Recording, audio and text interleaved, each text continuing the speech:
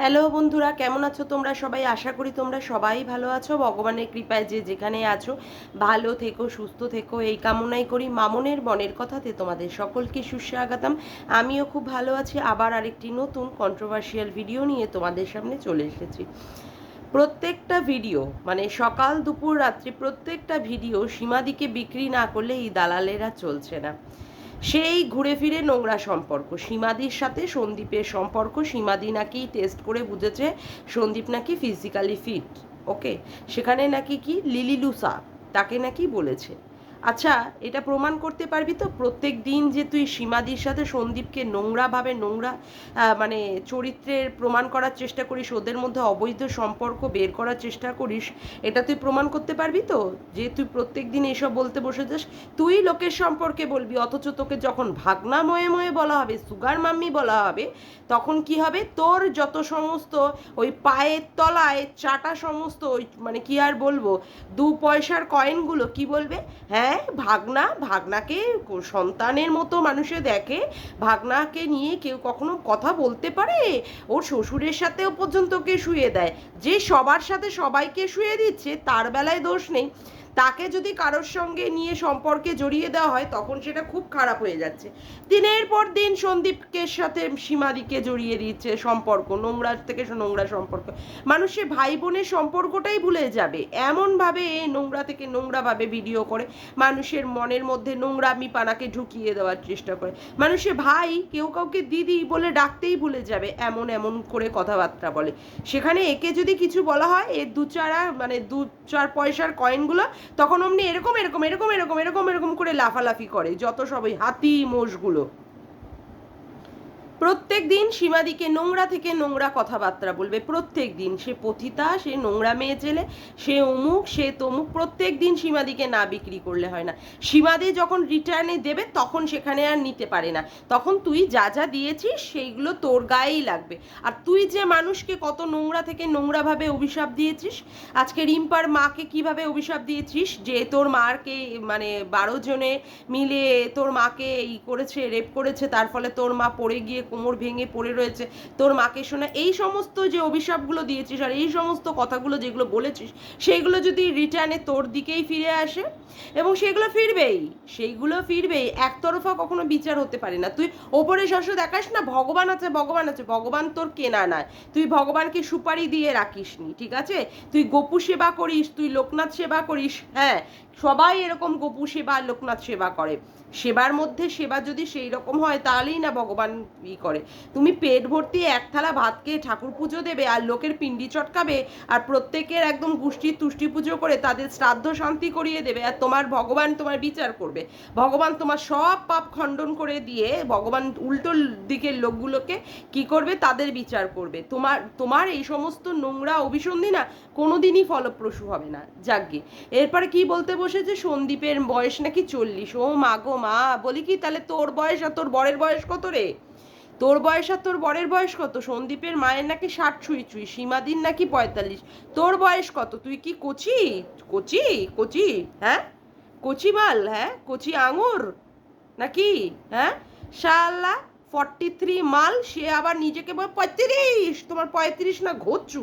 আর তোমার বরের বয়সটা কি? ওটা তো 50। বাপ রে বাপ, ও সবার ওই মুখের থোবড়া দেখলেই বোঝা যায় যে কার বয়সটা কত দূর হতে পারে। তোর মায়ের বয়স কত রে ঘোড়ামুখী দালাল? তোর মায়ের বয়স, তোর বাবার বয়স কত? হ্যাঁ, তোর বাবার বয়স তো প্রায় 65-র কাছাকাছি। হ্যাঁ, আর তোর মায়ের বয়স তো প্রায় 60। তাহলে তোর বয়স কত হতে পারে? তোর বয়স কত হতে পারে? তোর বয়স তো 43। তুই যতই ওই 35 করে করে চালানোর চেষ্টা করিস না কেন, মানুষের একটা মুখের মানে ফেস দেখলেই বোঝা যায় যে কার বয়স কত দূর হতে পারে।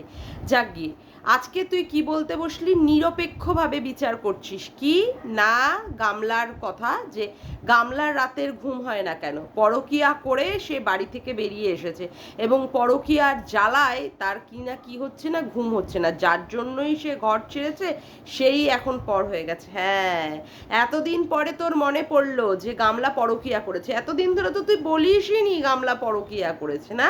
কখন বললি? যখন তোকে লাত মেরেছে, ঠ্যাং তোলা লাতখোর দালাল, এখন তোর মনে হচ্ছে নিরপেক্ষভাবে তুই ভিডিও করবি, বরেরটাও যা দেখবি সেটা বলবি, বউয়েরটাও যা দেখবি সেটা বলবি, দম আছে। হ্যাঁ, লাত খেলেই এইরকম ভাবে কেউ যদি এইরকম ভাবে লাত খায় না, তখনই তার নিরপেক্ষতা আসে। হ্যাঁ, সত্যের নিরপেক্ষতা।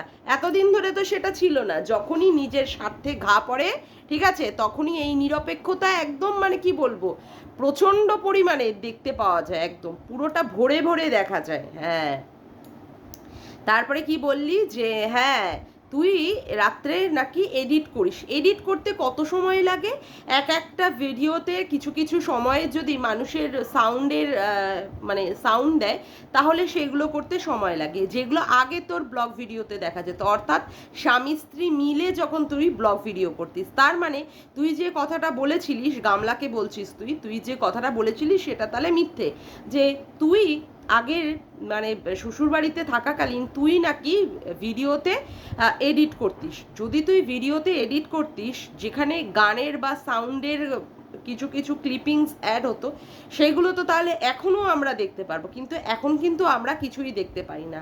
ওই মানে ভিডিও মানে ক্লিপগুলোকে নিয়ে নিয়ে মার্চ করে সেটাকে এডিটে বসিয়ে দিয়ে ছেড়ে দেওয়া, সেখানে না আছে কোনো ভিডিও ক্লিপিং, মানে না আছে কোনো সাউন্ডের ক্লিপিংস, না আছে কিছু। তাহলে এটাই প্রমাণিত যে বিয়ের মানে শ্বশুর বাড়িতে থাকাকালীন সেখানে তাহলে ভিডিওগুলোকে কে এডিট করতো? সন্দীপ এডিট করতো। হ্যাঁ, তোকে তো এখন বলতেই হবে। তারপরে আবার কি বললি, বাবা ল্যাটার নাম অমনি মুখ দিয়ে বেরিয়ে গেল, ফোকলা কি করছিস রে তুই, কি কাম সারছিস? হ্যাঁ, মালকিন যখন তোর মুখে দরাম দরাম করে লাথি মারছে, ঘোড়া দেখিয়ে ওয়াইটির ঘোড়ামুখীকে বুঝিয়ে দিচ্ছে, তারপরে তার দাদা বৌদির সংসারে যে সে ভাঙন ধরাচ্ছে না, এই রকম ভাবে তোকে তোর মুখের ওপরে লাথি মেরে চরম চরম বলছে করে দিচ্ছে, খাওয়া নিয়ে তুই বলছিস যে এই ধরনের খাবার মানে উচিত নয়, তাতে করে তুই ফ্যাটি হয়ে যাবি, এই ওয়ার্কআউট করে জিম করে সেখানে তুই আবার এই সমস্ত তেলে ভাজাভুজি খাচ্ছিস, সেখানেও বলেই দিয়েছে যে ও খাবার খাবেই, তারপরে আবার জিমও করবে, ওয়ার্কআউটও করবে, আবার কি যেন আফ্রেশ খাবে, হেলথ ড্রিঙ্কস খাবে, এই সমস্ত খাবে, মানে তোর মুখের ওপরে দরাম দরাম করে লাথি মেরে দিচ্ছে মালকিন। এ রাম রাম, তুই কোনো জায়গায় সঠিকভাবে টিকেই থাকতে পারিস না, না? যেখানেই তোর সঙ্গে একটুখানি তোর স্বার্থে ঘা লেগে যায়, সেখান থেকেই তুই বেরিয়ে এসে তারপরের দিকে তুই সত্যি কথাগুলো বলতে বসিস। হ্যাঁ, এটাই তো হওয়ার ছিল, এটাই তো বাস্তব, যেটা সত্যি সেটা তো হবেই। যতই তুই মিথ্যের মোড়কে সেটাকে ঢেকে রাখার বা লুকিয়ে রাখার চেষ্টা করিস না কেন, তাই না? এখন তুই বলছিস যার জন্যই হাত ধরে শ্বশুর বাড়ি ছেড়ে দিয়ে আসলি, যার শরীরের মধ্যে এত এত যৌবন দেখেছিলিস, যেই যৌবনের জ্বালা তোকে সন্দীপও দিয়ে মানে ভরিয়ে দিতে পারতো না তোকে, সেই যে জ্বালা তুই দেখেছিস, সেই যে মানে আগুন তুই ল্যাটার মধ্যে দেখেছিস, সেই ল্যাটাও এখন তোর সাথে সম্পর্ক রাখছে না। তার জন্য কি হচ্ছে, তোর রাতের ঘুম চলে গেছে। তারপরে যে ভিডিওর তুই এডিটের কথা বলছিস সেটা সম্পূর্ণভাবে মিথ্যে। তুই ভিডিও এডিট শ্বশুরবাড়িতে করতিস না, যেটার জন্য তুই বলেছিস যে শ্বশুরবাড়িতে এইভাবে ভিডিও এডিট করতে করতে অনেক রাত হয়ে যেত, সেখানে তোর রাত জাগার একটা টেন্ডেন্সি আছে। আজকে দালাল কি সুন্দরভাবে মালকিনকে বুঝিয়ে দিচ্ছে, এটাও তুই মিথ্যে বলেছিস। হ্যাঁ, এই যে রাত্রে ঘুম আসছে না, কারণ একটা দুশ্চিন্তা। যার হাত ধরে বেরিয়েছে গামলা, সেও এখন আর পাত্তা দিচ্ছে না।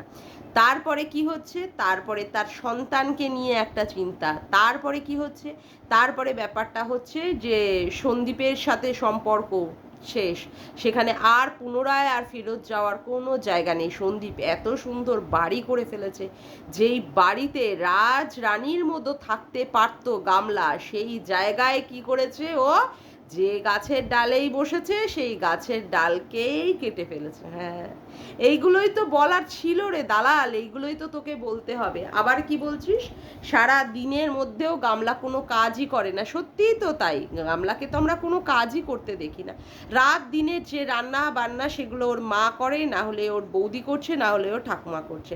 আর ওই বলদা ঢ্যাঁড়স, ওই যে দাদাটা, ওরে বাপরে বাপ, ওই ভুসকুমড়োটা তো সারাদিন গিলে যাচ্ছে, সারাদিন গিলে যাচ্ছে। ও সারা সারাটা দিন ওই মানে উলঙ্গভাবে হয়ে বসে থাকে, কি ওই নেংটি মেংটি পরে, সেই পরে পরে সারা দিন ও বসে ঠুসে যাচ্ছে। এই তো নধরকান্তি মার্কা একটা চেহারা বানিয়েছে। বোনকে বলছে খাওয়ার কথা, বোন কি করছে, টাকা দিয়ে নিয়ে আসছে, সেইখানে টাকা দিয়ে দিয়ে এনে ভাইকে মানে দাদাকে খাওয়াচ্ছে, মাকে খাওয়াচ্ছে, বৌদিকে খাওয়াচ্ছে, ঠাম্মিকে খাওয়াচ্ছে বলেই সেখানে গামলা কি করতে পারছে, থাকতে পারছে। হ্যাঁ, স্বার্থের খেলা এখানে। বাপের বাড়িতেও রয়েছে কি, টাকা দিয়ে খেতে হচ্ছে তাকে, টাকা দিয়ে তার মান সম্মানটা আদায় করতে করে নিতে হচ্ছে, টাকা দিয়ে তার অধিকার, যে বিবাহিত হওয়ার পরেও যে সে বাপের বাড়িতে থাকতে পারবে সেই অধিকারটাকে সে কেড়ে নিতে পারছে। ইয়েস, অনলি কেবল টাকা। এটাই তো বলবি, এইগুলোই তো বলবি না? হ্যাঁ, আবার কি সুন্দর তুই বলতে বসলি, যতই গামলার রিলস বানাক আর মজার মজার ছোট ছোট ভিডিও বানাক, তবু কি মনের কোনো জ্বালা ওর এখনো পর্যন্ত মিটেছে? না। যতই ছোট ছোট রিলস বা ভিডিওর মাধ্যমে ওর মনের দেখাক, মানে মানুষকে দেখানোর চেষ্টা করুক যে ও মনের মধ্যে ওর অনেক আনন্দ রয়েছে, ফুর্তি রয়েছে, মোটেও সেটা নয়। যদি সেটা হতোই তাহলে ও রাত ভরে ঘুমাতে পারতো। হ্যাঁ, রাত ভরে ঘুমাতে পারতো। সেখানে দালাল কি বলল, দালাল বলল যে যারা টাকা মানে ওই চাষবাস করে, যারা টাকা ইনকাম করতে যারা বেরোয় সারাদিন পরিশ্রম করে, তাদের কাছে কিন্তু ঘুমটার কোনো ব্যাপারই না, যেখানেই রাত সেখানে, যেখানেই কাজ সেখানেই তাদের রাত হয়ে যায়। হ্যাঁ, যারা বড় লোক হয় তাদের খাবার হজম করার জন্য হাঁটতে হয়, চলাফেরা করতে হয়, আর যারা গরিব মানুষ হয় তারা কি করে, তারা মানে ইনকাম মানে হেঁটে ইনকাম করে নিয়ে এসেই তারা খেয়ে ঘুমিয়ে পড়তে পারে। কিন্তু যারা বড় লোক হয় তাদের খাবার হজম করার জন্য আবার হাঁটতে হয়। হ্যাঁ, আজকে সুন্দরভাবে দালাল বুঝিয়ে দিল যে গামলা পরকীয়ার জন্যই বেরিয়ে এসেছে। আর আজকে যে ওর বাপের বাড়ি গামলাকে বিক্রি করে করে খাচ্ছে, সেখানে টাকা দিয়ে গামলাকে তার মান সম্মান বজায় রাখতে হচ্ছে, না হলে টাকা না দিলেই তার পোদে লাথি মেরে তাকে তাড়িয়ে দিত, তাকে বাটি নিয়ে ভিক্ষার ঝুনি নিয়ে রাস্তায় বসে থাকতে হতো। সেটা কিন্তু আজকে পরিষ্কারভাবে দালাল বলে দিল। কখন বলল? যখন কিনা সে লাত খেয়েছে। লাত খাওয়ার পরে তার এই রকমের নিরপেক্ষতার কথাটা মনে পড়েছে। এতদিন ধরে তো মনে ছিল না, যখন মানে দেখা যাচ্ছিল তার কল রেকর্ডিংগুলো শোনা যাচ্ছিল, তারপরে কি বলে তীর্থের নামে তার ওখানটায় চলমান হানিমুন হচ্ছিল গাড়ির মধ্যে দিয়ে, না তখন আর মনে পড়েনি। সেইগুলো আবার অন্য কারোর ভিডিওতে দেখা যেত। হ্যাঁ, তখনও মনে হয়নি যে হ্যাঁ পরকীয়া করছে, না না, ল্যাটা নেই। এখন পরিষ্কারভাবে বুঝিয়ে দিচ্ছে যে পরকীয়ার জন্যই আজকে এই যে অবস্থা, গামলার যে রাতের ঘুম হয় না, সেই অবস্থার জন্য দায়ী হচ্ছে গামলার একমাত্র পরকীয়া। এটাই তো হওয়ার ছিল বন্ধুরা, তাই না? হ্যাঁ, এটাই হওয়ার ছিল। আরও তো দিন আসছে, আরও তো দিন আসছে খারাপের, যেখানে সেবক দাদাও মিথ্যে মিথ্যে প্রতিশ্রুতি দিয়ে গামলাকে শুধু লেজে গোবরে খেলাচ্ছে। আদৌ কি সে সঠিক বিচার পাবে সেটারই সন্দেহ। সেখানে কিন্তু আমাদের দালাল ভালোই বুঝিয়ে দিয়েছে যে সেবক দাদা তাকে জাস্ট পুতুলের মতো, পাপেটের মতো তাকে নিয়ে খেলাচ্ছে। সেখানেও পর্যন্ত মানে টাকার পরে টাকা যাচ্ছে আর দুশ্চিন্তা বাড়ছে গামলার। আজকে দালাল এই সমস্ত কথাগুলো, সত্যির কথাগুলোকে পরপর পরিষ্কারভাবে বুঝিয়ে দিচ্ছে। এটাই তো হওয়ার ছিল, তাই না? এটাই হওয়ার ছিল। আরও ভবিষ্যতে আরও কিছু আমরা দেখব, আরও কিছু দেখার জন্য আমরা বসে আছি। যাকগে, আজকের মতো ভিডিওটা আমি এখানেই শেষ করলাম। আমার ভিডিওটা যদি তোমাদের ভালো লেগে থাকে তবে অবশ্যই একটি লাইক করো, কমেন্ট করো, শেয়ার করো, আর চ্যানেলটিকে বেশি বেশি করে সাবস্ক্রাইব করে রেখো, আর অল নোটিফিকেশান বেলটিকে অন করে রেখো এরকম নতুন নতুন ভিডিও পাওয়ার জন্য। আজকের মতো আসি বন্ধুরা, আবার দেখা হচ্ছে একটি নতুন ভিডিওর সাথে। বাই।